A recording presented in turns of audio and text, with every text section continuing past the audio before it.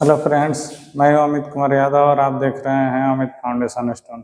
तो सबसे पहले आज हम जानेंगे कि बांग्लादेश और भारत के बॉर्डर विवाद को लेके जो है भारत सरकार ने जो है उस पे फेंसिंग लगाने का जो है कार्य तेज कर दिया है। और आपको पता है कि बिहार में जो है बिहार और बंगाल से सटे जो भी बांग्लादेश के जो बॉर्डर्स आते हैं तो उसमें जो है सेंट्रल गवर्नमेंट और बंगाल की गवर्नमेंट मिलके जो है अभी फेंसिंग के लिए जो है कार्य कर रहे हैं। इसके लिए बंगाल सरकार ने जो सालों से अटके पड़े जमीनी विवाद को जो है बहुत तेजी से इसको घोषणा किया और घोषणा करने के बाद जो है यहाँ पे बाड़ लगाने का जो है कार्य तेज हो गया।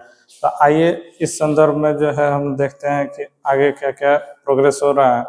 देखिए, अभी इसमें जो है कह रहा है कि हाल ही में पश्चिम बंगाल सरकार ने बांग्लादेश, भारत और बांग्लादेश सीमा पर बाड़ लगाने के लिए बीएसएफ को 27 किलोमीटर की जमीन सौंप दी है।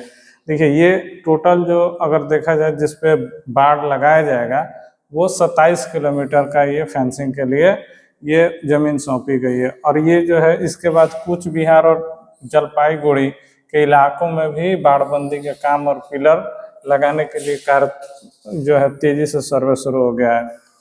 देखिए, कोई भी काम करने के लिए एक फर्स्ट सरकारी प्रोसीजर है कि उसका पहले सर्वे किया जाता है, उसका बजट क्या लगेगा, उसमें कौन कौन से मशीनरी लगेंगी, कैसे इसको एग्जीक्यूट किया जाएगा। तो सारी चीज़ों को सर्वे करने के बाद जो है ये आगे का कार्य को बढ़ाया जाता है। उसके बाद कह रहा है कि हाल में जो अपडेट मिला है इसमें कह रहा है कि पश्चिम बंगाल में तेजी है और राज्य सरकार द्वारा जमीन हस्तांतरित करने के बाद बीएसएफ ने बॉर्डर पिलर के मार्किंग और फेंसिंग का काम शुरू कर दिया है। तो देखिए, पश्चिम बंगाल में सरकार चेंज हो जाने के बाद से वहाँ पे इन कार्यों में तेजी देखने को मिल रही है। फिर कह रहा है कि कुल सीमा तो भारत और बांग्लादेश के बीच 4096 किलोमीटर का अंतर्राष्ट्रीय सीमा है। सोचिए, इतनी बड़ी सीमा जो है होने के बावजूद हम लोग जो है इसको खुला छोड़ रखे थे। तो वहाँ पे जिसको भी मन करता है मुँह उठा के आ जाता है इंडिया में।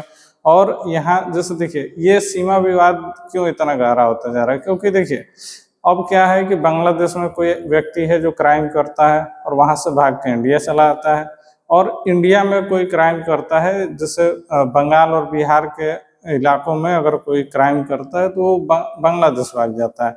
तो इन सभी कारणों से सीमा सुरक्षा बहुत जरूरी हो गया। साथ ही बांग्लादेश से सुनते हैं आए दिन नकली नोट, हथियार और ड्रग्स वगैरह जो है हमेशा आते रहते हैं। तो इन सभी चीज़ों को रोकने के लिए जो है बहुत तेजी से इन मुद्दों पर सरकार को बहुत पहले कार्य कर देना चाहिए, लेकिन देर से ही सही, लेकिन सरकार इस पर कार्य कर रही है। तो ये अच्छा कदम है। अब देखिए, हम इन चीज़ों को वही कर रहा है कि अब 4096 किलोमीटर हमारी अंतर्राष्ट्रीय सीमा बांग्लादेश के साथ ये साझा करते हैं। फिर कह रहा है कि बाड़बंदी की स्थिति क्या है। तो अब तक लगभग 3240 किलोमीटर से अधिक हिस्सों पर बाढ़ लगाई जा चुकी है, जबकि 850 किलोमीटर क्षेत्र खुले या दुर्गम है। मतलब देखिए, वैसे क्षेत्र हैं जहां सुंदरवन का इलाका है, दलदली क्षेत्र हैं, तो वैसे कुछ जो है दलदली क्षेत्र होने के कारण जो है उस पर बाढ़ नहीं लगाया जा सकता है। तो वहाँ पे भारतीय सरकार ने क्या किया है